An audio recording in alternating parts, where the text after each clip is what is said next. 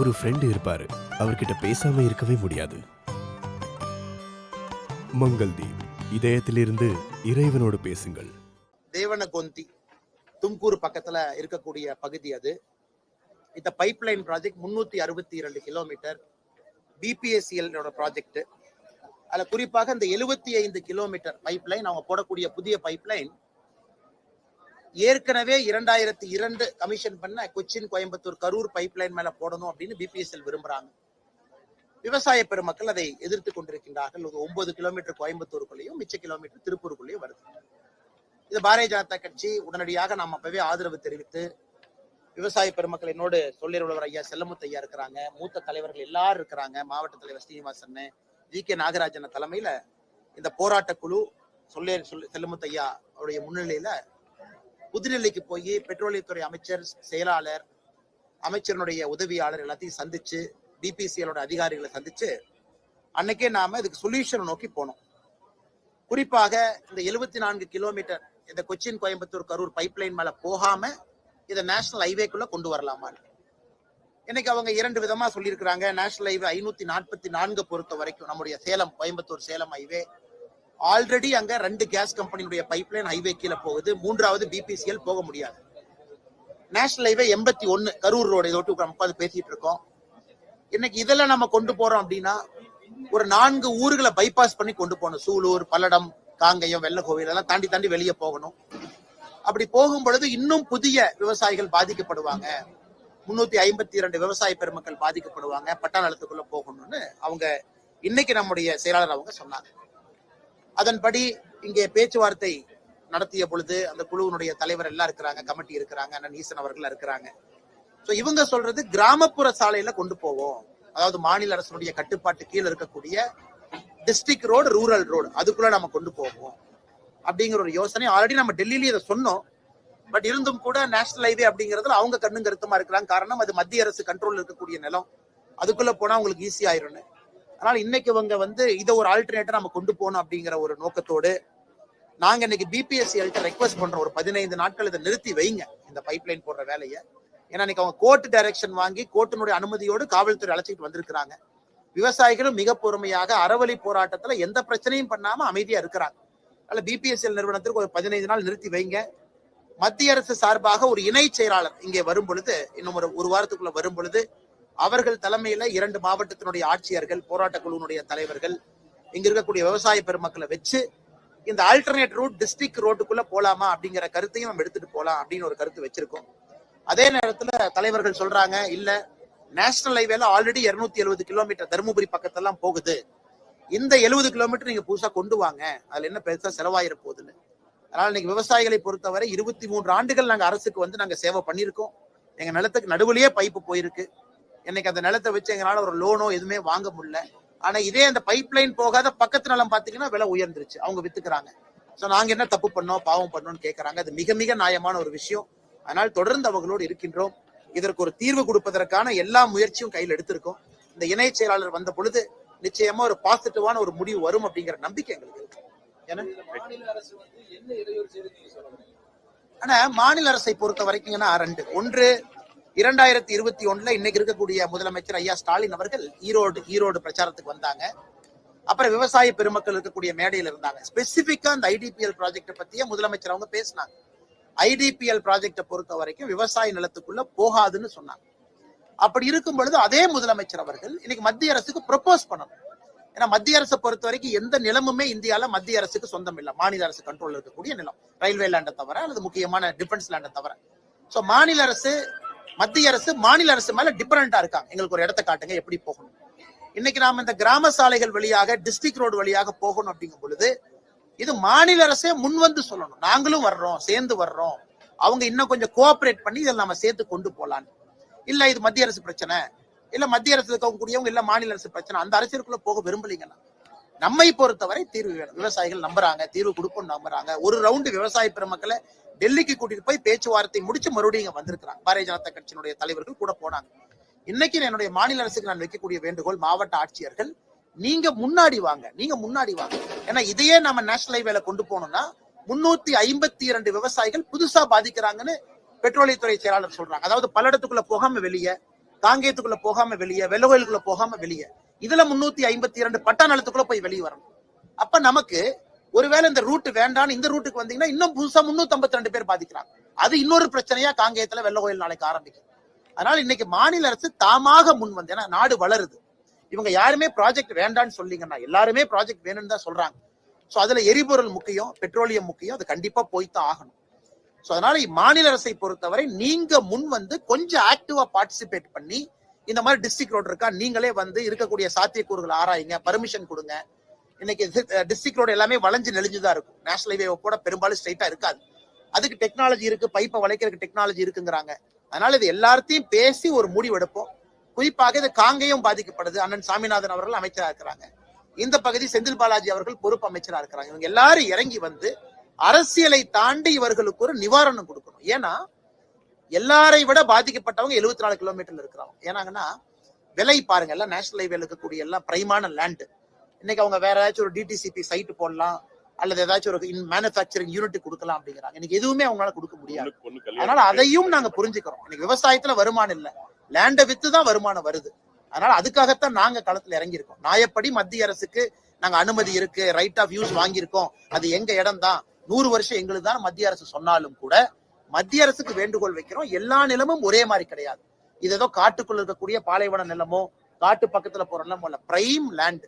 அதையும் நம்ம பெட்ரோலியத்துறை செயலருக்கு புரிய வச்சுக்கிட்டு இருக்கோம். ஆனா பிரைம் லேண்ட் சார், இது மத்த இடம் மாதிரி பார்க்காதீங்க, இதெல்லாமே இண்டஸ்ட்ரியல் ஜோன், விலை உயர்ந்த நிலங்கள். இதற்கு தனியா நீங்க ஆவணம் பண்ணுங்க அப்படின்னா நாங்க உறுதியா அவங்களோட இருக்கோம். நிச்சயமா அதற்கு ஒரு தீர்வு கிடைக்கும் நம்புறோம். மத்திய அரசு வந்து எல்லா ஸ்கீமும் அறிவிச்சிருவாங்க, அது மாநில அரசுடைய பங்கு இருக்குது, ஆனா நாங்க மட்டும் தான் கொடுக்கணும்னு சொல்லி ஆனா முதலமைச்சரை பொறுத்தவரை நான் அரசியல் பேச விரும்பலீங்கன்னா இந்த கேள்விகள் நான் பதில் சொல்றேங்கன்னா, முதலமைச்சரை பொறுத்தவரை சமீபத்துல இந்து பத்திரிகையில ஒரு கட்டுரை போட்டிருந்தாங்க. எந்த நிதியுமே மத்திய அரசு கிடையாது, மாநில அரசு நாங்க தான் அதிகமா கொடுக்கிறோம். ஒரு வீடு கட்டுற திட்டமா 81% நாங்க கொடுக்கிறோம், மத்திய அரசு கம்மியா தான் கொடுக்குது, இந்த திட்டமா நாங்க கொடுக்கிறோம் அப்படின்னு முதலமைச்சர் சொல்றாங்க. இன்னைக்கு முதலமைச்சர் அவர்கள் இந்த ஆர்கியூமெண்ட்ல போறாருன்னா, ஆமாம் நிறைய திட்டங்கள் வந்து 60-40 ரேஷியோ, அதாவது மத்திய அரசு மாநில அரசு இரண்டும் சேரும் பொழுது மாநில அரசு 60%, மத்திய அரசு 40% இருக்கு. பெரும்பாலான திட்டங்கள், நிறைய திட்டங்கள் 50-50% இருக்கு. மத்திய அரசு 50, மாநில அரசு. நிறைய திட்டங்கள் மத்திய அரசு மட்டுமே 100% இருக்கு. இப்ப ஒரு பக்கம் இவர் வந்து எல்லாரும் இணைஞ்சு இருக்கணும் அப்படின்னு சொல்ற முதலமைச்சர் ஏன் மத்திய அரசனுடைய 100% மத்திய அரசு ஃபண்ட் பண்ற திட்டத்தை ஏன் சொல்ல மாட்டார்? நேஷனல் ஹைவே மத்திய அரசு 100% ஃபண்ட் பண்றாங்க, போர்ட் மத்திய அரசு 100% கொடுக்குறாங்க. ஏன் அதை பேசாம ஒரு 4-5 திட்டத்தை மட்டும் எடுத்து இது மத்திய அரசு கொஞ்சம் கொடுக்குறாங்க, நாங்க நிறைய கொடுக்குறோம், ஏன் அரசியல் பண்ண முதலமைச்சர் விரும்புகின்றார்கள் அப்படின்னு தான் நாங்க திரும்ப கேட்டோம். அதனால முதலமைச்சர் பொறுப்புல இருக்கிறவங்க மத்திய அரசுடைய திட்டத்தை முழுமையா அனுமதிக்கணும். அது எல்லா மக்களுக்கும் போய் சேர்வதற்கான முயற்சி எடுக்க வேண்டுமோ தவிர நிதி பங்கீட்டை வச்சு அரசியல் செய்யக்கூடாது என்பது தொடர்ச்சியாக நாங்கள் பேசக்கூடிய ஒரு வாதம்.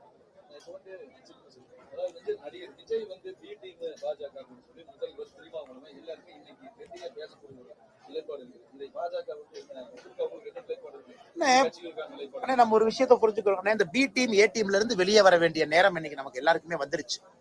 இன்னைக்கு மக்கள் வந்து எந்த புதிய கட்சியா, நீங்க என்ன கொள்கை வச்சிருக்கீங்க, எங்களுக்கு என்ன செய்ய போறீங்க சொல்லுங்க அப்படின்னு.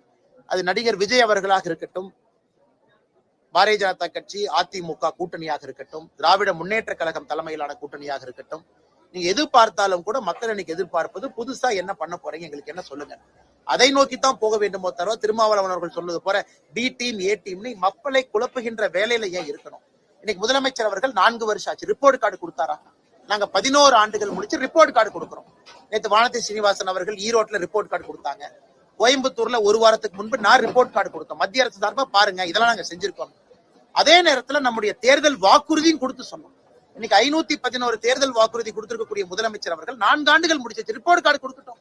எத்தனை முடிச்சிருக்கேன், வாக்குறுதி 1, வாக்குறுதி 5, வாக்குறுதி 9 சொல்லட்டும். அதை விட்டு பி டீம் ஏ டீம்னு எலெக்ஷன் நேரத்துல பேசினாங்கன்னா மக்கள் என்ன நினைப்பாங்க? ஓ அப்ப நீங்க வேலையே செய்யல, மக்களை குழப்புவதற்காக இன்னும் நீங்க பி டீம் ஏ டீம் பேசுறீங்கன்னா மக்கள் நினைப்பாங்க.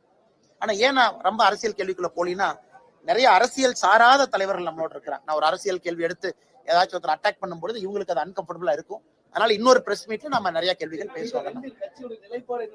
எதுங்கண்ணா நிலைப்பாடு முற்றிலும் மாறுபட்ட நிலைப்பாடுங்கண்ணா. ஏற்கனவே பாரதிய ஜனதா கட்சியை பொறுத்தவரை நம்ம கொள்கை உங்களுக்கு தெரியும், டிவிகேவை பொறுத்த வரைக்கும் அவங்க கொள்கை தெரியும், தேர்தல் வர வர வர வர எல்லா கட்சிகளும் இன்னும் தங்களுடைய கொள்கையை தெளிவுபடுத்தத்தான் போறாங்க. அதனால் என்னை பொறுத்தவரை முதல்ல இருந்து நான் சொல்வதுங்கன்னா, ஒரு கூட்டணியும் பொருந்தக்கூடிய கூட்டணி, பொருந்தா கூட்டணி இரண்டையும் நம்ம பார்க்கணும். கொள்கை எதிரி யாருன்னு நம்ம பார்க்கணும். டிவிகேவை பொறுத்த வரைக்கும் எங்களுக்கு மேல பிஜேபி எதிரி, கீழே டிஎம்கே எதிரின்னு சொல்லி அவங்க அரசியல் பண்றாங்க. இதெல்லாம் மக்கள் மன்றத்தில் நம்ம வச்சிருவோம். எந்த கூட்டணியும் இன்னும் முழுமையடையாம இருக்கு. பாட்டாளி மக்கள் கட்சி பேசிட்டு இருக்காங்க, தேமுதிக ஜனவரியில சொல்றோங்கிறாங்க. அதே நேரத்துல திமுகவுடைய கூட்டணி நிலையா இருக்கா? அங்கேயும் நிலையா இல்ல. திருமாவளவன் சொல்றாங்க, நேத்து பேச வேண்டிய இடத்துல மீசையை முறுக்கி பேசுவாங்கிறாரு. சோ எப்ப பேசுவாருன்னு நாங்களும் காத்திருக்கிறோம். அதனால எந்த கூட்டணியுமே முழுமையாக முடிவடையாத நிலைமையில இன்னும் கொஞ்சம் பொறுமையாக இருப்பதுதான் சரிங்க.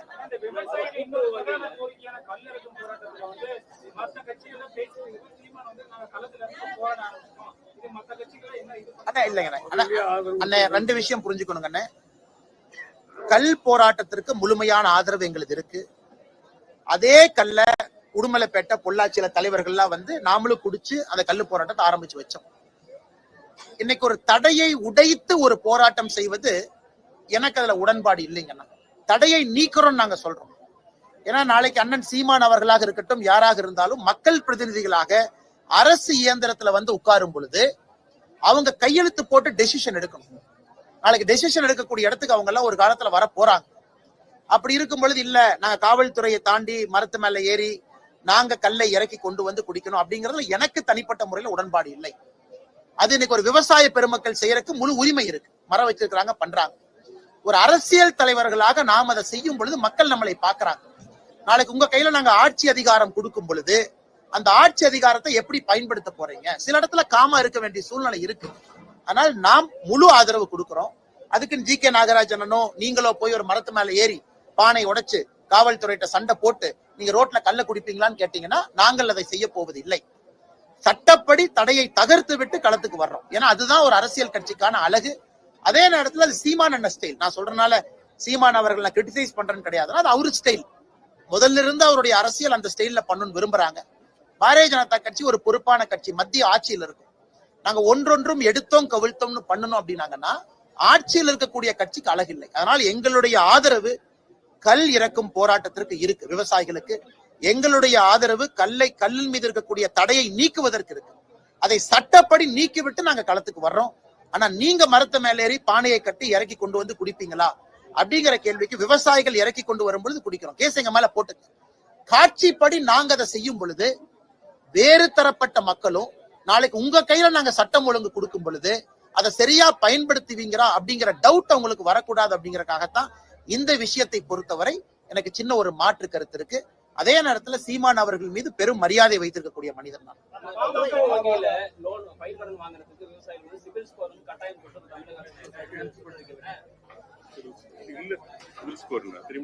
ஆனா சிபில் ஸ்கோரை பொறுத்த வரைக்கும் அது விவசாயிகளுக்கு எல்லாம் எந்த காலத்திலயும் அது பொருந்தாதுங்கண்ணா. அது நம்ம நல்லா புரிஞ்சுக்கணும்.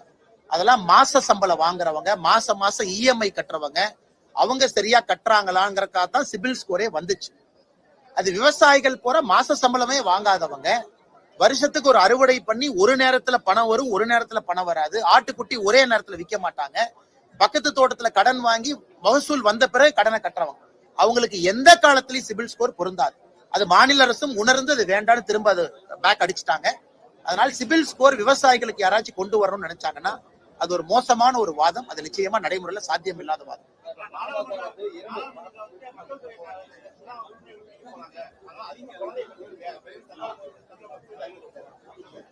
நாங்கள் சொல்றோம் இன்னைக்கு நாடாளுமன்றத்துல மக்கள் தொகை அடிப்படையில எம்பிக்களுடைய எண்ணிக்கை நிர்ணயம் செய்ய போவது கிடையாது அப்படின்னு நான் சொன்னீங்கன்னா உள்துறை அமைச்சர் சொன்னது சொல்றேன்.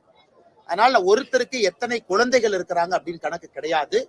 அதனால் இந்த முறை நடக்க போவது இந்தியாவில் இருக்கக்கூடிய புதிய மக்கள் தொகை கணக்கெடுப்பு வந்த பிறகு அதை வைத்து எம்பிக்களை தீர்மானிக்க போவது கிடையாது. அதனால் முதலமைச்சர் அவர்கள் அவருடைய கற்பனை திறனை வளப்படுத்திக் கொள்வதற்காக தேவையில்லாத சர்ச்சைகளை உருவாக்கி கொண்டிருக்கின்றார்.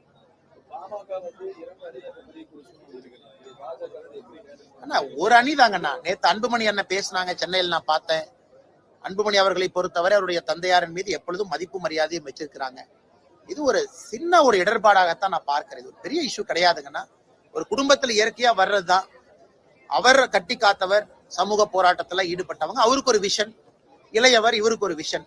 அதனால் இதெல்லாம் மிக வேகமாக இதெல்லாம் தீர்ந்து ஒற்றுமையாக பலமான பாமக களத்திலே வலம் வரும் என்கிற நம்பிக்கை எங்களுக்கு இருக்கு.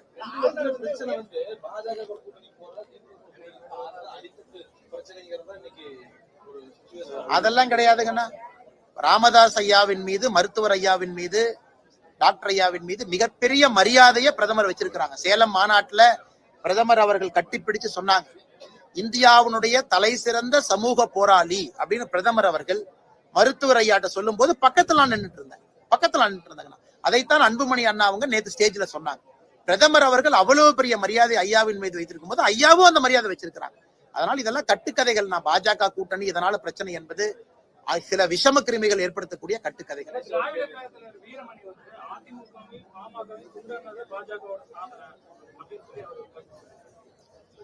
அண்ணா, இன்னைக்கு வீரமணி அண்ணனுடைய நிலைமையை நீங்க நினைச்சு பாருங்க. அண்ணன் எங்க இருக்கிறாங்கன்னு. எலெக்ஷன் பக்கத்துல வரும்பொழுது வீரமணி அண்ணன் சேர்த்துக்கவே மாட்டாங்க, ஏன்னா கான்ட்ரோவர்சியலா பேசுவாரு. அதனால வீரமணி அண்ணன் அவர்கள் ஒரு கண்ணாடி கூண்டில் உட்கார்ந்துகிட்டு அவர் கல்லெறிஞ்சிட்டு இருக்காரு அவர் மேல. பாரதிய ஜனதா கட்சியை பொறுத்தவரை இந்தியால எந்த பிராந்திய கட்சிகளும் துண்டாட வேண்டும் என்கிற எண்ணம் பாரதிய ஜனதா கட்சிக்கு இல்ல. உதாரணத்துக்கு நான் பீகார் உங்களுக்கு சொல்றேன். நிதிஷ்குமார் அவர்களை விட அதிகமாக நாம சீட்டுகளை பெற்ற பிறகு கூட நிதிஷ்குமார் அவர்களை முதலமைச்சராக ஆக்கி உட்கார வச்சிருக்கோம். அதே போல மகாராஷ்டிராக்கு நான் வர்றேன். மகாராஷ்டிரால தனி மெஜாரிட்டி வந்த பிறகு கூட கூட்டணியில் இருக்கக்கூடியவங்க துணை முதலமைச்சர்களாக இருக்கிறாங்க. இதெல்லாமே பாரதிய ஜனதா கட்சி. இன்னைக்கு அவங்க தனி மெஜாரிட்டி. இங்க பாருங்கன்னா, இவங்க எல்லாம் கூட்டணியில அங்கமே கொடுக்கல. திமுகவை பொறுத்தவரை அவங்க மைனாரிட்டியாக இருக்கும் பொழுது கூட கூட்டணியில காங்கிரஸ் இடமில்லை. அதனால இதை பத்தி எல்லாம் பேசுவதற்கு திமுக அருகதை இல்லை. நம்ம தனி மெஜாரிட்டியில மகாராஷ்டிரால வந்தும் துணை முதலமைச்சர்கள் கூட்டணியில் இருக்கிறாங்கன்னா, அதே போல பீகார்ல அதிகப்படியான சீட்டுகள் வந்தும் முதலமைச்சராக நாம இல்ல. அதனால திமுக தயவு செய்து கூட்டணி பாடத்தை நமக்கு எடுக்க வேண்டாம். அது அன்பு அண்ணன் வீரமணி அவர்களுக்கு சொல்லிக்கிறேன். அவருடைய அரசியல் வேறு, எங்க அரசியல் வேறு. வயதுக்கு மரியாதை கொடுக்கணும். அதனால பிதற்றி கொண்டிருக்கின்றார் என்றுதான் சொல்றேன்.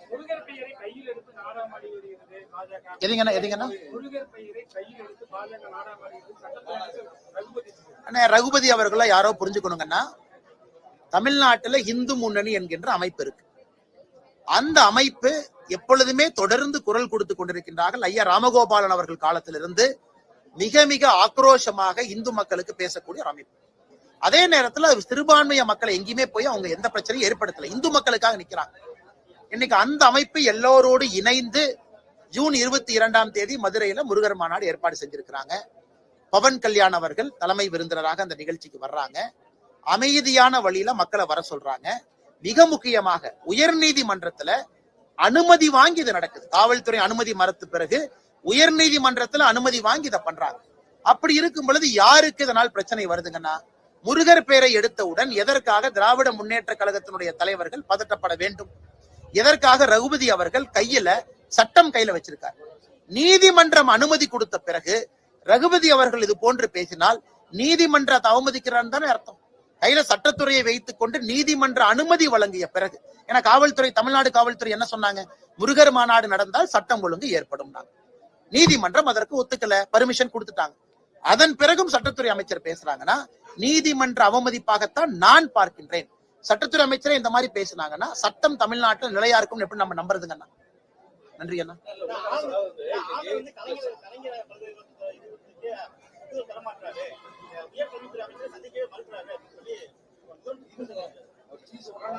எனக்கு தெரியலீங்கன்னா, இது சம்பந்தமாக ஆளுநருடைய பிஆர்ஓ, ராஜ்பவனுடைய அதிகாரிகள் தான் பதில் சொல்லுங்கன்னா, அந்த ஃபைல் போச்சா, எங்க இருக்கு, காரணம் இதுதானா, காரணம் வேறா, யூஜிசி நாம்ஸை ஃபாலோ பண்ணிருக்காங்களா, இது எல்லாம் ஆளுநர் மாளிகை தெளிவுபடுத்த. முதலமைச்சர் குற்றச்சாட்டு வைத்த பிறகு ஆளுநருடைய மாளிகை அதிகாரிகள் நிச்சயமாக இதை தெளிவுபடுத்துவார் நம்புகின்றேன்.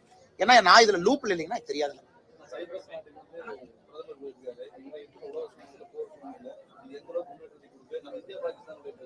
ஆனா பிரதமரை பொறுத்தவரை சைப்ரஸ் நாட்டுக்கு சென்றிருக்கக்கூடிய முதல் இந்திய பிரதமராக பிரதமருடைய வருகை அமைந்திருக்கிறது.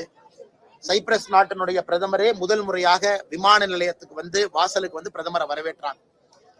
பிரதமருடைய மிக முக்கியமான பயணம் என்பது G7 மீட்டிங் போறாங்க. கனடாவில் நடக்கக்கூடிய G7 மீட்டிங். இந்தியா G7ல இல்லை என்றாலும் கூட சிறப்பு அழைப்பாளராக இந்தியாவை கூப்பிட்டு கனடாவுடைய பிரதமர் கூப்பிட்டு. இந்த G7 முக்கியத்துவம் வாய்ந்த ஒரு மீட்டிங்கா நான் பாக்குறேங்கன்னா, ஒரு பக்கம் ஈரான் இஸ்ரேல் போர் சூழல் போய் கொண்டிருக்கிறது, ரஷ்யா உக்ரைன் போர் நடந்து கொண்டிருக்கிறது. அமெரிக்காவுக்குள்ள பிரச்சனைகள் எல்லாம் நம்ம பாக்குறோம், லாஸ் ஏஞ்சலஸ் எல்லாம். அதனால இன்னைக்கு நம்முடைய பிரதமருடைய வாதம் G7 அமைப்புல மிக முக்கியமா இருக்கும். ஏன்னா நேத்து இந்த SCOங்கிற அமைப்பு இருக்கு, பாகிஸ்தான் அதுல இருக்கிறாங்க. இவங்கெல்லாம் சேர்ந்து அதை வேற மாதிரி மாத்த பாக்குறாங்க, இஸ்லாம் வெர்சஸ் ஜூ அப்படிங்கிற மாதிரி மாத்த பாக்குறாங்க. ஆனா பிரதமரை பொறுத்தவரை 2 நாடுகளும் அமைதியா இருங்க, பேச்சுவார்த்தை மூலமா போங்கன்னு அந்த SCO கையெழுத்துல நம்ம கையெழுத்து போடல. ஏன்னா பாகிஸ்தான் உள்ளே இருந்து அது இஸ்லாம் வெர்சஸ் ஜூவிஷ்னு மாத்துறாங்க. அதனால் நிச்சயமாக நம்முடைய பிரதமருடைய வாதம் G7 மாநாட்டுல கனடால முக்கியத்துவம் வாய்ந்த வாதமாக உலக தலைவர்களுக்கு இருக்கும் என்கிற நம்பிக்கை இருக்கு.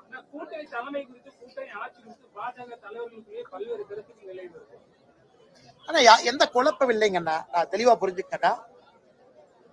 நான் ஒரு பிரஸ் மீட்ல சொல்றேன், தனிப்பட்ட கருத்து. அதே நேரத்துல கட்சியினுடைய தொண்டன் அமித்ஷா அவங்க சொல்றாங்க.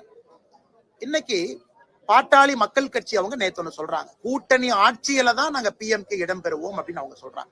அன்புமணி ராமதாஸ் அவங்க சொல்றாங்க. தேமுதிக அவங்களும் அந்த கருத்தை வெளியே வைக்கிறாங்க. அதனால இன்னைக்கு இது பேச வேண்டிய சப்ஜெக்ட் இல்லைங்கன்னா, எல்லா கட்சிகளும் வளர்ந்திருக்கிறாங்க, எல்லா கட்சிகளும் உழைச்சிருக்கிறாங்க, எல்லா கட்சிகளும் அதிகாரத்திற்கு வர வேண்டும் என்று நினைக்கின்றாங்க.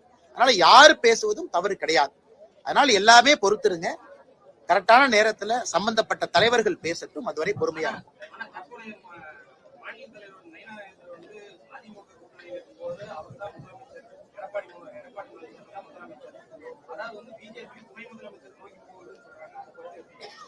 அதுக்குள்ள நான் போக விரும்பலீங்கன்னு. இன்னும் எலெக்ஷன் சூடு வரல, யாரும் அறிவிக்கல. அதெல்லாம் சரியான நேரத்துல வரும்பொழுது நம்முடைய தலைவர்கள் அதை அறிவிக்கட்டும், அதுவரை காத்திருப்போம். பத்திரிகை நண்பர்கள் உங்களுடைய நேரத்தை கொடுத்து இவ்வளவு தூரம் வந்திருக்கிறீங்க, நன்றியை தெரிவிச்சு.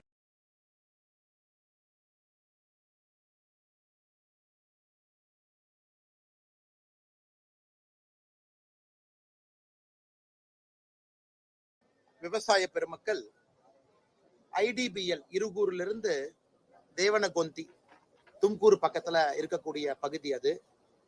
இந்த pipeline project 362 kilometre BPSCL project. அதுல குறிப்பாக இந்த 75 கிலோமீட்டர் பைப்லைன் அவங்க போடக்கூடிய புதிய பைப்லைன் ஏற்கனவே 2002 கமிஷன் பண்ண கொச்சின் கோயம்புத்தூர் கரூர் பைப்லைன் மேல போடணும் அப்படின்னு BPSL விரும்புறாங்க. விவசாய பெருமக்கள் அதை எதிர்த்து கொண்டிருக்கின்றார்கள். 9 கிலோமீட்டர் கோயம்புத்தூருக்குள்ளேயும் மிச்ச கிலோமீட்டர் திருப்பூருக்குள்ளேயும் வருது. இது பாரதிய ஜனதா கட்சி உடனடியாக நாம் அப்பவே ஆதரவு தெரிவித்து, விவசாய பெருமக்கள் என்னோடு சொல்லியர் ஐயா செல்லமுத்து ஐயா இருக்கிறாங்க, மூத்த தலைவர்கள் எல்லாரும் இருக்கிறாங்க, மாவட்ட தலைவர் ஸ்ரீனிவாசன், GK நாகராஜன் தலைமையில இந்த போராட்ட குழு சொல்லியர் செல்லமுத்து ஐயா அவருடைய முன்னிலையில புதுடெல்லிக்கு போய் பெட்ரோலியத்துறை அமைச்சர், செயலாளர், அமைச்சருடைய உதவியாளர் எல்லாத்தையும் சந்திச்சு, BPCL அதிகாரிகளை சந்திச்சு அன்னைக்கே நாம இதுக்கு சொல்யூஷன் நோக்கி போனோம். குறிப்பாக இந்த 74 கிலோமீட்டர் இந்த கொச்சின் கோயம்புத்தூர் கரூர் பைப்லைன் மேல போகாம இதை நேஷனல் ஹைவேக்குள்ள கொண்டு வரலாமா. இன்னைக்கு அவங்க 2 விதமா சொல்லியிருக்கிறாங்க. நேஷனல் ஹைவே 544 பொறுத்த வரைக்கும் நம்முடைய சேலம் கோயம்புத்தூர் சேலம் ஹைவே ஆல்ரெடி அங்க 2 கேஸ் கம்பெனியுடைய பைப்லைன் ஹைவே கீழே போகுது, 3வது BPCL போக முடியாது. நேஷனல் ஹைவே 81 கரூர் ரோடு, இதை விட்டு நம்ம பேசிட்டு இருக்கோம். இன்னைக்கு இதெல்லாம் நம்ம கொண்டு போறோம் அப்படின்னா ஒரு 4 ஊர்களை பைபாஸ் பண்ணி கொண்டு போகணும். சூலூர், பல்லடம், காங்கயம், வெள்ளக்கோவில் எல்லாம் தாண்டி வெளியே போகணும். அப்படி போகும் பொழுது இன்னும் புதிய விவசாயிகள் பாதிக்கப்படுவாங்க, 352 விவசாய பெருமக்கள் பாதிக்கப்படுவாங்க, பட்டா நிலத்துக்குள்ள போகணும்னு அவங்க இன்னைக்கு நம்முடைய செயலாளர் அவங்க சொன்னாங்க. அதன்படி இங்கே பேச்சுவார்த்தை நடத்திய பொழுது அந்த குழுவினுடைய தலைவர் எல்லாம் இருக்கிறாங்க, கமிட்டி இருக்கிறாங்க, அண்ணன் ஈசன் அவர்கள் இருக்கிறாங்க. இவங்க சொல்றது கிராமப்புற சாலையில கொண்டு போவோம், அதாவது மாநில அரசுடைய கட்டுப்பாட்டு கீழே இருக்கக்கூடிய டிஸ்ட்ரிக்ட் ரோடு, ரூரல் ரோடு, அதுக்குள்ள நம்ம கொண்டு போவோம் அப்படிங்கிற ஒரு யோசனை. ஆல்ரெடி நம்ம டெல்லியில இதை சொன்னோம். பட் இருந்தும் கூட நேஷனல் ஹைவே அப்படிங்கிறதுல அவங்க கண்ணும் கருத்துமா இருக்கிறாங்க. காரணம் அது மத்திய அரசு கண்ட்ரோல் இருக்கக்கூடிய நிலம், அதுக்குள்ள போனா உங்களுக்கு ஈஸி ஆயிரும். அதனால இன்னைக்கு இவங்க இதை ஒரு ஆல்டர்னேட்டா நம்ம கொண்டு போகணும் அப்படிங்கிற ஒரு நோக்கத்தோடு நாங்க இன்னைக்கு BPSCL ரெக்வஸ்ட் பண்றோம், ஒரு 15 நாட்கள் இதை நிறுத்தி வைங்க இந்த பைப்லைன் போடுற வேலையை. ஏன்னா இன்னைக்கு அவங்க கோர்ட் டைரக்ஷன் வாங்கி கோர்ட்டினுடைய அனுமதியோடு காவல்துறை அழைச்சிட்டு வந்திருக்கிறாங்க. விவசாயிகளும் மிக பொறுமையாக அறவழி போராட்டத்துல எந்த பிரச்சனையும் பண்ணாம அமைதியா இருக்கிறாங்க. அதனால BPSCL நிறுவனத்திற்கு ஒரு 15 நாள் நிறுத்தி வைங்க. மத்திய அரசு சார்பாக ஒரு இணை செயலாளர் இங்கே வரும் பொழுது, இன்னும் ஒரு வாரத்துக்குள்ள வரும் பொழுது, அவர்கள் தலைமையில 2 மாவட்டத்தினுடைய ஆட்சியர்கள், போராட்ட குழுவினுடைய தலைவர்கள், இங்க இருக்கக்கூடிய விவசாய பெருமக்களை வச்சு இந்த ஆல்டர்னேட் ரூட் டிஸ்ட்ரிக்ட் ரோட்டுக்குள்ள போலாமா அப்படிங்கிற கருத்தையும் நம்ம எடுத்துட்டு போலாம் அப்படின்னு ஒரு கருத்து வச்சிருக்கோம். அதே நேரத்துல தலைவர்கள் சொல்றாங்க, இல்ல நேஷனல் ஹைவேல ஆல்ரெடி 270 கிலோமீட்டர் தருமபுரி பக்கத்தெல்லாம் போகுது, இந்த 70 கிலோமீட்டர் நீங்க புதுசா கொண்டு வாங்க, அதுல என்ன பெருசா செலவாயிர போகுதுன்னு. அதனால இன்னைக்கு விவசாயிகளை பொறுத்தவரை 23 ஆண்டுகள் நாங்க அரசுக்கு வந்து நாங்க சேவை பண்ணியிருக்கோம். எங்க நிலத்துக்கு நடுவுலயே பைப்பு போயிருக்கு. இன்னைக்கு அந்த நிலத்தை வச்சு எங்களால ஒரு லோனோ எதுவுமே வாங்க முடியல. ஆனா இதே அந்த பைப் லைன் போகாத பக்கத்து நிலம் பாத்தீங்கன்னா விலை உயர்ந்துருச்சு, அவங்க வித்துக்கிறாங்க. சோ நாங்க என்ன தப்பு பண்ணோம், பாவம் பண்ணோம்னு கேட்கறாங்க. அது மிக மிக நியாயமான ஒரு விஷயம். அதனால் தொடர்ந்து அவர்களோடு இருக்கின்றோம். இதற்கு ஒரு தீர்வு கொடுப்பதற்கான எல்லா முயற்சியும் கையில் எடுத்திருக்கோம். இந்த இணை செயலாளர் வந்த பொழுது நிச்சயமா ஒரு பாசிட்டிவான ஒரு முடிவு வரும் அப்படிங்கிற நம்பிக்கை எங்களுக்கு இருக்கு. மாநில அரசு வந்து என்ன இடையூறு செய்து நீங்க சொல்றீங்க? ஆனா மாநில அரசை பொறுத்த வரைக்கும்னா ரெண்டு. ஒன்று, 2021 இன்னைக்கு இருக்கக்கூடிய முதலமைச்சர் ஐயா ஸ்டாலின் அவர்கள் ஈரோடு பிரச்சாரத்துக்கு வந்தாங்க. அப்புறம் விவசாய பெருமக்கள் இருக்கக்கூடிய மேடையில் இருந்தாங்க. ஸ்பெசிபிக்கா அந்த ஐடிபிஎல் ப்ராஜெக்ட பத்தியே முதலமைச்சர் அவங்க பேசினாங்க. ஐடிபிஎல் ப்ராஜெக்ட பொறுத்த வரைக்கும் விவசாய நிலத்துக்குள்ள போகாதுன்னு சொன்னாங்க. அப்படி இருக்கும் பொழுது அதே முதலமைச்சர் அவர்கள் இன்னைக்கு மத்திய அரசுக்கு ப்ரொபோஸ் பண்ணணும். ஏன்னா மத்திய அரசை பொறுத்த வரைக்கும் எந்த நிலமுமே இந்தியால மத்திய அரசுக்கு சொந்தம் இல்லை. மாநில அரசு கண்ட்ரோல் இருக்கக்கூடிய நிலம், ரயில்வே லேண்டை தவிர அல்லது முக்கியமான டிஃபென்ஸ் லேண்டை தவிர. சோ மாநில அரசு, மத்திய அரசு மாநில அரசு மேல டிபெண்டா இருக்காங்க. எங்களுக்கு ஒரு இடத்தை காட்டுங்க, எப்படி போகணும். இன்னைக்கு நாம இந்த கிராம சாலைகள் வழியாக, டிஸ்ட்ரிக்ட் ரோடு வழியாக போகணும் அப்படிங்கும் பொழுது இது மாநில அரசே முன் வந்து சொல்லணும், நாங்களும் வர்றோம், சேர்ந்து வர்றோம், அவங்க இன்னும் கொஞ்சம் கோஆபரேட் பண்ணி இதில் நம்ம சேர்த்து கொண்டு போலான்னு. இல்ல இது மத்திய அரசு பிரச்சனை, இல்ல மத்திய அரசு இருக்கக்கூடியவங்க இல்ல மாநில அரசு பிரச்சனை, அந்த அரசியலுக்குள்ள போக விரும்பலீங்கன்னா நம்மை பொறுத்தவரை தீர்வு வேணும். விவசாயிகள் நம்புறாங்க, தீர்வு கொடுப்போம் நம்புறாங்க. ஒரு ரவுண்டு விவசாய பெருமக்களை டெல்லிக்கு கூட்டிட்டு போய் பேச்சுவார்த்தை முடிச்சு மறுபடியும் இங்க வந்திருக்கிறாங்க. பாரதிய ஜனதா கட்சியினுடைய தலைவர்கள் கூட போனாங்க. இன்னைக்கு என்னுடைய மாநில அரசுக்கு நான் வைக்கக்கூடிய வேண்டுகோள், மாவட்ட ஆட்சியர்கள் நீங்க முன்னாடி வாங்க, நீங்க முன்னாடி வாங்க. ஏன்னா இதையே நம்ம நேஷனல் ஹைவேல கொண்டு போனோம்னா 352 விவசாயிகள் புதுசா பாதிக்கிறாங்கன்னு பெட்ரோலியத்துறை செயலாளர் சொல்றாங்க. அதாவது பல்லடத்துக்குள்ள போகாம வெளியே, காங்கேயத்துக்குள்ள போகாம வெளியே, வெள்ளகோயிலுக்குள்ள போகாம வெளியே, இதுல 352 பட்டா நிலத்துக்குள்ள போய் வெளியே வரணும். அப்ப நமக்கு ஒருவேளை இந்த ரூட் வேண்டான்னு இந்த ரூட்டுக்கு வந்தீங்கன்னா இன்னும் புதுசா 352 பேர் பாதிக்கிறாங்க. அது இன்னொரு பிரச்சனையா காங்கேயத்துல வெள்ளகோயில் நாளைக்கு ஆரம்பிக்கும். அதனால இன்னைக்கு மாநில அரசு தாமாக முன் வந்து, ஏன்னா நாடு வளருது, இவங்க யாருமே ப்ராஜெக்ட் வேண்டான்னு சொல்லிங்கன்னா எல்லாருமே ப்ராஜெக்ட் வேணும்னு தான் சொல்றாங்க. சோ அதுல எரிபொருள் முக்கியம், பெட்ரோலியம் முக்கியம், அது கண்டிப்பா போய்தான் ஆகணும். சோ அதனால மாநில அரசை பொறுத்தவரை நீங்க முன் வந்து கொஞ்சம் ஆக்டிவா பார்ட்டிசிபேட் பண்ணி இந்த மாதிரி டிஸ்ட்ரிக்ட் ரோடு இருக்கா, நீங்களே வந்து இருக்கக்கூடிய சாத்தியக்கூறுகள் ஆராயுங்க, பர்மிஷன் கொடுங்க.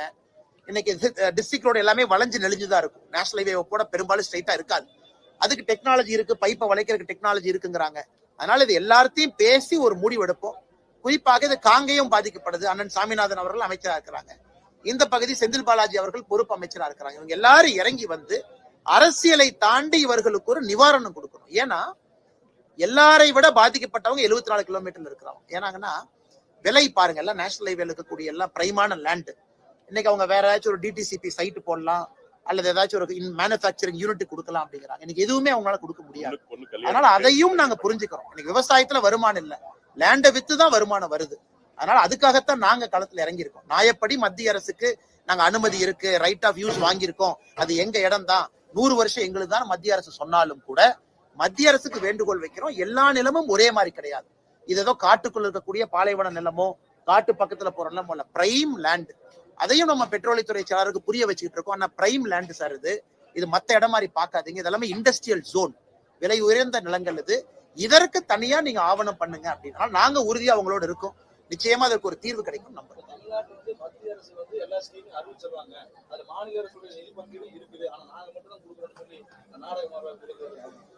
ஆனா முதலமைச்சரை பொறுத்தவரை நான் அரசியல் பேச விரும்பலீங்கன்னா இந்த கேள்விகள் நான் பதில் சொல்றேங்கன்னா, முதலமைச்சரை பொறுத்தவரை சமீபத்துல இந்து பத்திரிகையில ஒரு கட்டுரை போட்டிருந்தாங்க. எந்த நிதியுமே மத்திய அரசு கிடையாது, மாநில அரசு நாங்க தான் அதிகமா கொடுக்கிறோம். ஒரு வீடு கட்டுற திட்டமா 81% நாங்க கொடுக்கிறோம், மத்திய அரசு கம்மியா தான் கொடுக்குது, இந்த திட்டமா நாங்க கொடுக்கிறோம் அப்படின்னு முதலமைச்சர் சொல்றாங்க. இன்னைக்கு முதலமைச்சர் அவர்கள் இந்த ஆர்கியூமெண்ட்ல போறாருன்னா, ஆமாம் நிறைய திட்டங்கள் வந்து 60-40 ரேஷியோ, அதாவது மத்திய அரசு மாநில அரசு இரண்டும் சேரும் பொழுது மாநில அரசு 60%, மத்திய அரசு 40% இருக்கு. பெரும்பாலான திட்டங்கள், நிறைய திட்டங்கள் 50-50% இருக்கு. மத்திய அரசு 50, மாநில அரசு. நிறைய திட்டங்கள் மத்திய அரசு மட்டுமே 100% இருக்கு. இப்ப ஒரு பக்கம் இவர் வந்து எல்லாரும் இணைஞ்சு இருக்கணும் அப்படின்னு சொல்ற முதலமைச்சர் ஏன் மத்திய அரசனுடைய 100% மத்திய அரசு ஃபண்ட் பண்ற திட்டத்தை ஏன் சொல்ல மாட்டார்? நேஷனல் ஹைவே மத்திய அரசு 100% ஃபண்ட் பண்றாங்க, போர்ட் மத்திய அரசு 100% கொடுக்குறாங்க. ஏன் அதை பேசாம ஒரு 4-5 திட்டத்தை மட்டும் எடுத்து இது மத்திய அரசு கொஞ்சம் கொடுக்குறாங்க, நாங்க நிறைய கொடுக்குறோம், ஏன் அரசியல் பண்ண முதலமைச்சர் விரும்புகின்றார்கள் அப்படின்னு தான் நாங்க திரும்ப கேட்டோம். அதனால முதலமைச்சர் பொறுப்புல இருக்கிறவங்க மத்திய அரசுடைய திட்டத்தை முழுமையா அனுமதிக்கணும். அது எல்லா மக்களுக்கும் போய் சேர்வதற்கான முயற்சி எடுக்க வேண்டுமோ தவிர நிதி பங்கீட்டை வச்சு அரசியல் செய்யக்கூடாது என்பது தொடர்ச்சியாக நாங்கள் பேசக்கூடிய ஒரு வாதம். நடிகர் விஜய் பி டீம் பாஜக சொல்லி முதல்வர் திருமாவளவன் எல்லாருமே இன்னைக்கு பெரிய பேசக்கூடிய நிலைப்பாடு இருக்கு. இதை பாஜக என்ன நிலைப்பாடு இருக்கு? நம்ம ஒரு விஷயத்தை புரிஞ்சுக்கிறோம். இந்த பி டீம் ஏ டீம்ல இருந்து வெளியே வர வேண்டிய நேரம் இன்னைக்கு நமக்கு எல்லாருக்குமே வந்துருச்சு. இன்னைக்கு மக்கள் எந்த புதிய கட்சியா, நீங்க என்ன கொள்கை வச்சிருக்கீங்க, எங்களுக்கு என்ன செய்ய போறீங்க சொல்லுங்க அப்படின்னு. அது நடிகர் விஜய் அவர்களாக இருக்கட்டும், பாரதிய ஜனதா கட்சி அதிமுக கூட்டணியாக இருக்கட்டும், திராவிட முன்னேற்ற கழகம் தலைமையிலான கூட்டணியாக இருக்கட்டும், நீங்க எது பார்த்தாலும் கூட மக்கள் இன்னைக்கு எதிர்பார்ப்பது புதுசா என்ன பண்ண போறீங்க, எங்களுக்கு என்ன சொல்லுங்க. அதை நோக்கித்தான் போக வேண்டுமோ தவிர திருமாவளவன் அவர்கள் சொல்வது போற பி டீம் ஏ டீம் மக்களை குழப்புகின்ற வேலையில ஏன் இருக்கணும். இன்னைக்கு முதலமைச்சர் அவர்கள் 4 வருஷம் ஆச்சு, ரிப்போர்ட் கார்டு கொடுத்தாரா? நாங்க 11 ஆண்டுகள் முடிச்சு ரிப்போர்ட் கார்டு கொடுக்கிறோம். நேற்று வானதி சீனிவாசன் அவர்கள் ஈரோட்ல ரிப்போர்ட் கார்டு கொடுத்தாங்க. கோயம்புத்தூர்ல ஒரு வாரத்துக்கு முன்பு நான் ரிப்போர்ட் கார்டு கொடுத்தோம். மத்திய அரசு சார்பா பாருங்க இதெல்லாம் நாங்க செஞ்சிருக்கோம். அதே நேரத்துல நம்முடைய தேர்தல் வாக்குறுதியும் கொடுத்து சொன்னோம். இன்னைக்கு 511 தேர்தல் வாக்குறுதி கொடுத்திருக்கக்கூடிய முதலமைச்சர் அவர்கள் 4 ஆண்டுகள் முடிச்சு ரிப்போர்ட் கார்டு கொடுக்கட்டும். எத்தனை முடிச்சிருக்கேன், வாக்குறுதி 1, வாக்குறுதி 5, வாக்குறுதி 9 சொல்லட்டும். அதை விட்டு பி டீம் ஏ டீம்னு எலெக்ஷன் நேரத்துல பேசினாங்கன்னா மக்கள் என்ன நினைப்பாங்க, ஓ அப்ப நீங்க வேலையே செய்யல, மக்களை குழப்புவதற்காக இன்னும் நீங்க பி டீம் ஏ டீம் பேசுறீங்கன்னா மக்கள் நினைப்பாங்க. ஆனா ஏன்னா ரொம்ப அரசியல் கேள்விக்குள்ள போலீங்கன்னா நிறைய அரசியல் சாராத தலைவர்கள் நம்மளோட இருக்கிறாங்க. நான் ஒரு அரசியல் கேள்வி எடுத்து ஏதாச்சும் ஒருத்தர் அட்டாக் பண்ணும்போது இவங்களுக்கு அது அன்கம்ஃபர்டபுளா இருக்கும். அதனால இன்னொரு பிரஸ் மீட்ல நம்ம நிறைய கேள்விகள் பேசுவாங்க. எதுங்கண்ணா நிலைப்பாடு முற்றிலும் மாறுபட்ட நிலைப்பாடுங்கண்ணா. ஏற்கனவே பாரதிய ஜனதா கட்சியை பொறுத்தவரை நம்ம கொள்கை உங்களுக்கு தெரியும், டிவிகேவை பொறுத்த வரைக்கும் அவங்க கொள்கை தெரியும். தேர்தல் வர வர வர வர எல்லா கட்சிகளும் இன்னும் தங்களுடைய கொள்கையை தெளிவுபடுத்தத்தான் போறாங்க. அதனால் என்னை பொறுத்தவரை முதல்ல இருந்து நான் சொல்வதுங்கன்னா, ஒரு கூட்டணியும் பொருந்தக்கூடிய கூட்டணி, பொருந்தா கூட்டணி இரண்டையும் நம்ம பார்க்கணும். கொள்கை எதிரி யாருன்னு நம்ம பார்க்கணும். டிவிகேவை பொறுத்த வரைக்கும் எங்களுக்கு மேல பிஜேபி எதிரி, கீழே டிஎம்கே எதிரின்னு சொல்லி அவங்க அரசியல் பண்றாங்க. இதெல்லாம் மக்கள் மன்றத்தில் நம்ம வச்சிருவோம். எந்த கூட்டணியும் இன்னும் முழுமையடையாம இருக்கு. பாட்டாளி மக்கள் கட்சி பேசிட்டு இருக்காங்க, தேமுதிக ஜனவரியில சொல்றோங்கிறாங்க. அதே நேரத்துல திமுகவுடைய கூட்டணி நிலையா இருக்கா, அங்கேயும் நிலையா இல்ல. திருமாவளவன் சொல்றாங்க நேத்து பேச வேண்டிய இடத்துல மீசையை முறுக்கி பேசுவாங்கிறாரு. சோ எப்ப பேசுவாரு நாங்களும் காத்திருக்கிறோம். அதனால எந்த கூட்டணியுமே முழுமையாக முடிவடையாத நிலைமையில இன்னும் கொஞ்சம் பொறுமையாக இருப்பதுதான் சரிங்க.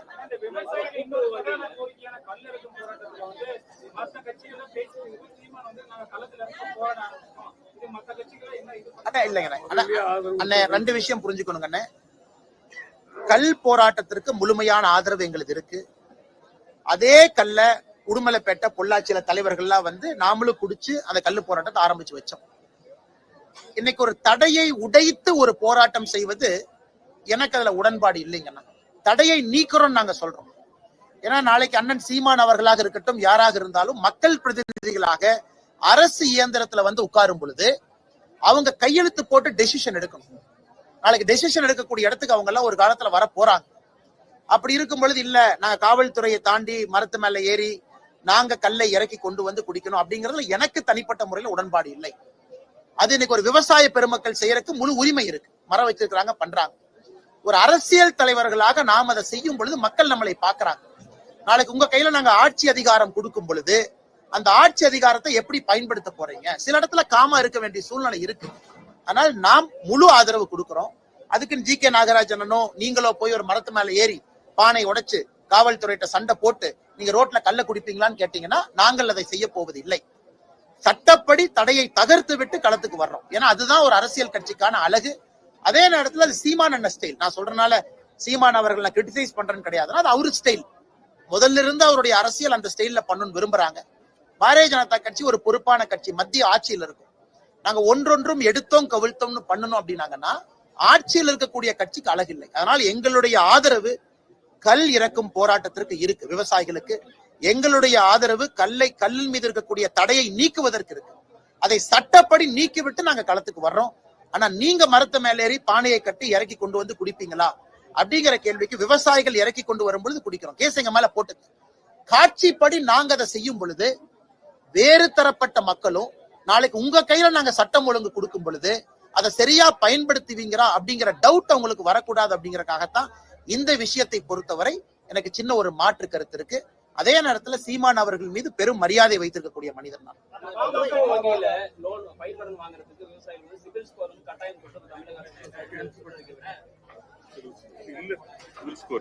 ஆனா சிபில் ஸ்கோரை பொறுத்த வரைக்கும் அது விவசாயிகளுக்கு எல்லாம் எந்த காலத்திலயும் அது பொருந்தாதுங்கண்ணா. அது நம்ம நல்லா புரிஞ்சுக்கணும். அதெல்லாம் மாச சம்பளம் வாங்குறவங்க, மாசம் இஎம்ஐ கட்டுறவங்க, அவங்க சரியா கட்டுறாங்களாங்கிறக்காக தான் சிபில் ஸ்கோரே வந்துச்சு. அது விவசாயிகள் போற மாச சம்பளமே வாங்காதவங்க, வருஷத்துக்கு ஒரு அறுவடை பண்ணி ஒரு நேரத்துல பணம் வரும், ஒரு நேரத்துல பணம் வராது, ஆட்டுக்குட்டி ஒரே நேரத்துல விற்க மாட்டாங்க, பக்கத்து தோட்டத்துல கடன் வாங்கி மகசூல் வந்த பிறகு கடனை கட்டுறவங்க, அவங்களுக்கு எந்த காலத்திலயும் சிபில் ஸ்கோர் பொருந்தாது. அது மாநில அரசும் உணர்ந்து அது வேண்டான்னு திரும்ப அது பேக் அடிச்சுட்டாங்க. அதனால சிபில் ஸ்கோர் விவசாயிகளுக்கு யாராச்சும் கொண்டு வரணும்னு நினைச்சாங்கன்னா அது ஒரு மோசமான ஒரு வாதம். அது நிச்சயமா நடைமுறையில சாத்தியம் இல்லாத வாதம்.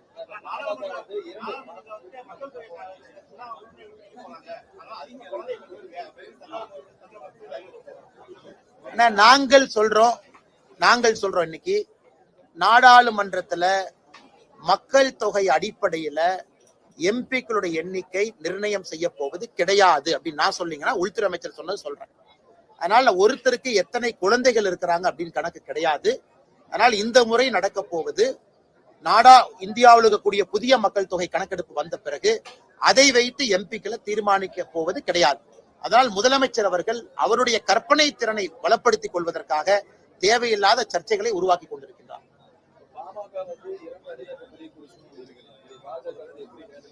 ஒரு அணி தாங்கண்ணா. நேத்து அன்புமணி அண்ணன் பேசினாங்க சென்னையில், நான் பார்த்தேன். அன்புமணி அவர்களை பொறுத்தவரை அவருடைய தந்தையாரின் மீது எப்பொழுதும் மதிப்பு மரியாதையும் வச்சிருக்கிறாங்க. இது ஒரு சின்ன ஒரு இடர்பாடாகத்தான் நான் பார்க்கிறேன். இது ஒரு பெரிய இஷ்யூ கிடையாதுங்கன்னா, ஒரு குடும்பத்துல இயற்கையா வர்றதுதான். அவர் கட்டி காத்தவர், சமூக போராட்டத்துல ஈடுபட்டவங்க, அவருக்கு ஒரு விஷன், இளையவர் இவருக்கு ஒரு விஷன். அதனால் இதெல்லாம் மிக வேகமாக இதெல்லாம் தீர்ந்து ஒற்றுமையாக பலமான பாமக களத்திலே வலம் வரும் என்கின்ற நம்பிக்கை எங்களுக்கு இருக்கு.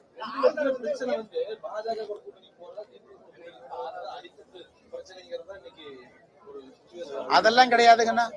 ராமதாஸ் ஐயாவின் மீது, மருத்துவர் ஐயாவின் மீது, டாக்டர் ஐயாவின் மீது மிகப்பெரிய மரியாதையை பிரதமர் வச்சிருக்கிறாங்க. சேலம் மாநாட்டுல பிரதமர் அவர்கள் கட்டிப்பிடிச்சு சொன்னாங்க, இந்தியாவினுடைய தலை சிறந்த சமூக போராளி அப்படின்னு பிரதமர் அவர்கள் மருத்துவர் ஐயாட்ட சொல்லும் போது பக்கத்துல நின்றுட்டு இருந்தாங்கண்ணா. அதைத்தான் அன்புமணி அண்ணா அவங்க நேத்து ஸ்டேஜ்ல சொன்னாங்க. பிரதமர் அவர்கள் அவ்வளவு பெரிய மரியாதை ஐயாவின் மீது வைத்திருக்கும் போது ஐயாவும் அந்த மரியாதை வச்சிருக்கிறாங்க. அதனால இதெல்லாம் கட்டுக்கதைகள். நான் பாஜக கூட்டணி இதனால பிரச்சனை என்பது சில விஷம கிருமிகள் ஏற்படுத்தக்கூடிய கட்டுக்கதைகள்.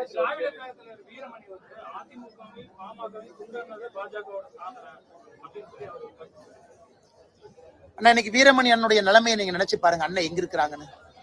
எலெக்ஷன் பக்கத்துல வரும்பொழுது வீரமணி அண்ணன் சேர்த்துக்கவே மாட்டாங்க, ஏன்னா கான்ட்ரோவர்சியலா பேசுவாரு. அதனால வீரமணி அண்ணன் அவர்கள் ஒரு கண்ணாடி கூண்டில் உட்கார்ந்துகிட்டு அவர் கல்லெறிஞ்சிட்டு இருக்காரு அவர் மேல. பாரதிய ஜனதா கட்சியை பொறுத்தவரை இந்தியால எந்த பிராந்திய கட்சிகளும் துண்டாட வேண்டும் என்கின்ற எண்ணம் பாரதிய ஜனதா கட்சிக்கு இல்ல. உதாரணத்துக்கு நான் பீகார் உங்களுக்கு சொல்றேன்.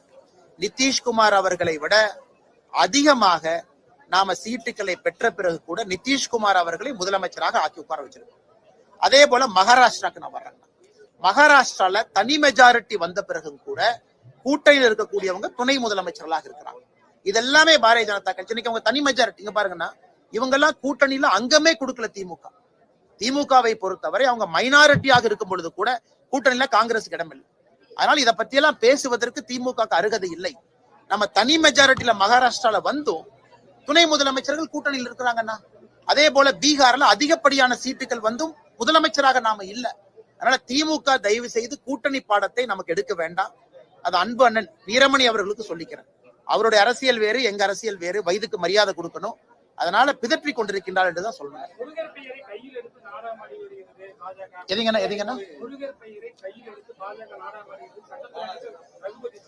ரகுபதி அவர்கள யாரோ புரிஞ்சுக்கணுங்கன்னா, தமிழ்நாட்டுல இந்து முன்னணி என்கின்ற அமைப்பு இருக்கு. அந்த அமைப்பு எப்பொழுதுமே தொடர்ந்து குரல் கொடுத்து கொண்டிருக்கின்றார்கள். ஐயா ராமகோபாலன் அவர்கள் காலத்திலிருந்து மிக மிக ஆக்ரோஷமாக இந்து மக்களுக்கு பேசக்கூடிய ஒரு அமைப்பு. அதே நேரத்துல சிறுபான்மைய மக்களை எங்கேயுமே போய் அவங்க எந்த பிரச்சனையும் ஏற்படுத்தல, இந்து மக்களுக்காக நிக்கிறாங்க. இன்னைக்கு அந்த அமைப்பு எல்லோரோடு இணைந்து ஜூன் 22 மதுரையில முருகர் மாநாடு ஏற்பாடு செஞ்சிருக்கிறாங்க. பவன் கல்யாண் அவர்கள் தலைமை விருந்தினராக அந்த நிகழ்ச்சிக்கு வர்றாங்க. அமைதியான வழியில மக்களை வர சொல்றாங்க. மிக முக்கியமாக உயர் நீதிமன்றத்துல அனுமதி வாங்கி இது நடக்குது. காவல்துறை அனுமதி மறுத்த பிறகு உயர் நீதிமன்றத்துல அனுமதி வாங்கி இதை பண்றாங்க. அப்படி இருக்கும் பொழுது யாருக்கு இதனால் பிரச்சனை வருதுங்கன்னா, முருகர் பெயரை எடுத்தவுடன் எதற்காக திராவிட முன்னேற்ற கழகத்தினுடைய தலைவர்கள் பதட்டப்பட வேண்டும்? எதற்காக ரகுபதி அவர்கள் கையில சட்டம் கையில வச்சிருக்கார்? நீதிமன்றம் அனுமதி கொடுத்த பிறகு ரகுபதி அவர்கள் இது போன்று பேசினால் நீதிமன்றத்தை அவமதிக்கிறான்னு தானே அர்த்தம். கையில சட்டத்துறையை வைத்துக் கொண்டு நீதிமன்ற அனுமதி வழங்கிய பிறகு, ஏன்னா காவல்துறை, தமிழ்நாடு காவல்துறை என்ன சொன்னாங்க?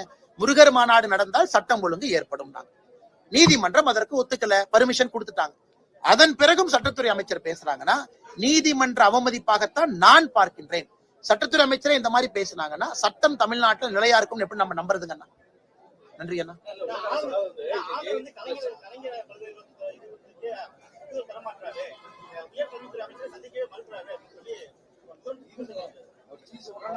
எனக்கு தெரியலீங்கன்னா, இது சம்பந்தமாக ஆளுநருடைய பிஆர்ஓ, ராஜ்பவனுடைய அதிகாரிகள் தான் பதில் சொல்லுங்கன்னா. அந்த ஃபைல் போச்சா, எங்க இருக்கு, காரணம் இதுதானா, காரணம் வேறா, யூஜிசி நாம்ஸை ஃபாலோ பண்ணிருக்காங்களா, இது எல்லாம் ஆளுநர் மாளிகை தெளிவுபடுத்துறாங்க. முதலமைச்சர் குற்றச்சாட்டு வைத்த பிறகு ஆளுநருடைய மாளிகை அதிகாரிகள் நிச்சயமாக இதை தெளிவுபடுத்துவார் நம்புகின்றேன்.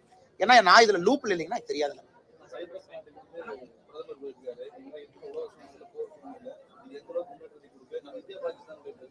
ஆனா பிரதமரை பொறுத்தவரை சைப்ரஸ் நாட்டுக்கு சென்றிருக்கக்கூடிய முதல் இந்திய பிரதமராக பிரதமருடைய வருகை அமைந்திருக்கிறது. சைப்ரஸ் நாட்டினுடைய பிரதமரே முதல் முறையாக விமான நிலையத்துக்கு வந்து, வாசலுக்கு வந்து பிரதமரை வரவேற்றாங்க. பிரதமருடைய மிக முக்கியமான பயணம் என்பது G7 மீட்டிங் போறாங்க. கனடாவில் நடக்கக்கூடிய G7 மீட்டிங்.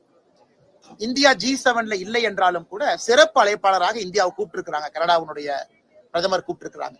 இந்த G7 முக்கியத்துவம் வாய்ந்த ஒரு மீட்டிங்கா நான் பாக்குறேங்கன்னா, ஒரு பக்கம் இஸ்ரேல் போர் சூழல் போய் கொண்டிருக்கிறது, ரஷ்யா உக்ரைன் போர் நடந்து கொண்டிருக்கிறது, அமெரிக்காவுக்குள்ள பிரச்சனைகள் எல்லாம் நம்ம பாக்குறோம், லாஸ் ஏஞ்சலஸ் எல்லாம். அதனால இன்னைக்கு நம்முடைய பிரதமருடைய வாதம் G7 அமைப்புல மிக முக்கியமா இருக்கும். ஏன்னா நேத்து இந்த SCOங்கிற அமைப்பு இருக்கு, பாகிஸ்தான் அதுல இருக்கிறாங்க. இவங்கெல்லாம் சேர்ந்து அதை வேற மாதிரி மாத்த பாக்குறாங்க, இஸ்லாம் வெர்சஸ் ஜூ அப்படிங்கிற மாதிரி மாத்த பாக்குறாங்க. ஆனா பிரதமரை பொறுத்தவரை 2 நாடுகளும் அமைதியா இருங்க, பேச்சுவார்த்தை மூலமா போங்கன்னு அந்த SCO கையெழுத்துல நம்ம கையெழுத்து போடல. ஏன்னா பாகிஸ்தான் உள்ளே இருந்து அது இஸ்லாம் வெர்சஸ் ஜூவிஷ்னு மாத்துறாங்க. அதனால் நிச்சயமாக நம்முடைய பிரதமருடைய வாதம் G7 மாநாட்டுல கனடால முக்கியத்துவம் வாய்ந்த வாதமாக உலக தலைவர்களுக்கு இருக்கும் என்கிற நம்பிக்கை இருக்கு.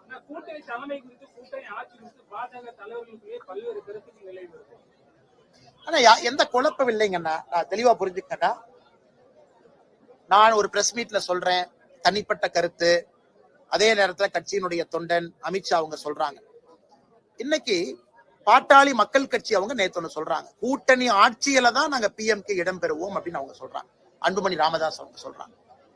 தேமுதிக அவங்களும் அந்த கருத்தை வெளியே வைக்கிறாங்க. அதனால இன்னைக்கு இது பேச வேண்டிய சப்ஜெக்ட் இல்லைங்கண்ணா. எல்லா கட்சிகளும் வளர்ந்திருக்கிறாங்க, எல்லா கட்சிகளும் உழைச்சிருக்கிறாங்க, எல்லா கட்சிகளும் அதிகாரத்திற்கு வர வேண்டும் என்று நினைக்கின்றாங்க. அதனால யாரு பேசுவதும் தவறு கிடையாது. அதனால எல்லாமே பொறுத்திருங்க, கரெக்டான நேரத்துல சம்பந்தப்பட்ட தலைவர்கள் பேசட்டும், அதுவரை பொறுமையா இருக்கும்.